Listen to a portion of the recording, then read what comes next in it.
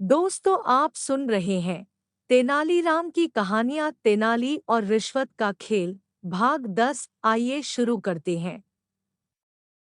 कृष्णदेव राय कला प्रेमी थे, इसीलिए कलाकारों का प्रोत्साहन बढ़ाने के लिए, उनके अच्छे प्रदर्शन के लिए उन्हें पुरस्कार देकर सम्मानित करते रहते थे।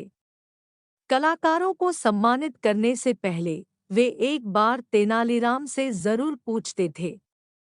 महाराज की ये बात तेनालीराम के विरोधियों को बहुत खलती थी। तेनालीराम कुछ दिनों से राजदरबार में नहीं आ रहा था, जिसका फायदा उठाते हुए उसके विरोधियों ने महाराज के कान भरने शुरू कर दिए। उनमें से एक विरोधी महाराज से बोला, महाराज तेनालीराम रिश्वतखोर है।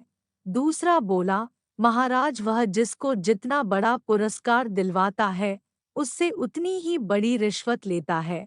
अब रोज दरबार में महाराज को ये ही सब सुनने को मिलता, जिससे महाराज को भी तेनालीराम पर शक होने लगा।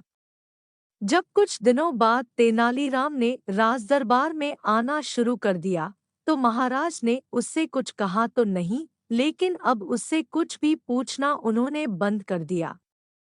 अब तेनालीराम को भी लगने लगा कि उसके पीछे जरूर कुछ बात हुई है, जिसकी वजह से महाराज ने मुझे पूछना बिल्कुल बंद कर दिया है। एक बार दरबार में बहुत सारे कलाकार आए हुए थे। उनमें से तेनालीराम ने एक को छोड़कर सबको पुरस्कार देने को कहा, लेकिन महाराज ने उसका बिल्कुल उल्टा किया।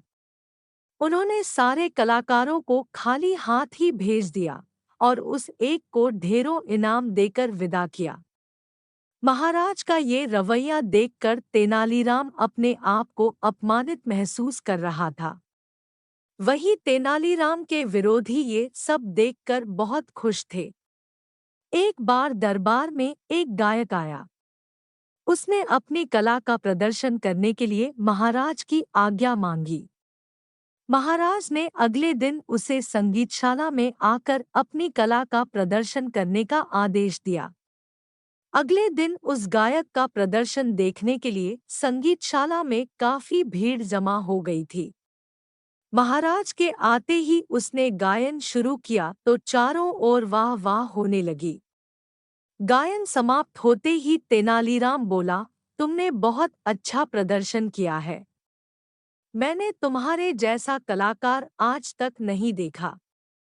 तुम्हारे प्रदर्शन के लिए तुम्हें कम से कम 15,000 मुद्राएं मिलनी चाहिए। महाराज तेनालीराम की ओर देखते हुए बोले, सच में तुम्हारा प्रदर्शन तो काबिले तारीफ था, लेकिन तुम्हें देने के लिए हमारे पास इतना धन ही नहीं कि हम तुम्हें दे सके। बेचारा गायक निराश होकर अपना सामान बटोरने लगा कि तभी तेनालीराम ने एक पोटली लाकर उसे थमा दी। तभी राजपुरोहित बोला, ये तो महाराज का अपमान हो रहा है। जब आपने उस कलाकार को कुछ नहीं दिया तो तेनालीराम को देने की क्या जरूरत थी। यह सुनते ही महाराज गुस्से से लाल पीले हो गए। उन्होंने सैनिकों को तेनालीराम और गायक को पकड़कर अपने पास लाने का आदेश दिया। सैनिक गायक और तेनालीराम को पकड़कर महाराज के पास ले आए। महाराज ने एक सेवक से उस पोटली को छीनकर उसे खोलने का आदेश दिया। जैसे ही सेवक ने पोटली खोली तो उसमें मिट्टी का खाली बर्तन था, जिसे देखकर वहां उपस्थित सभी लोग अचंभित थे। महाराज ने तेनालीराम से पूछा, तुमने ये खाली बर्तन क्यों दिया है? तेनालीराम बोला, महाराज यह गायक बहुत दूर से आपके पास आया था।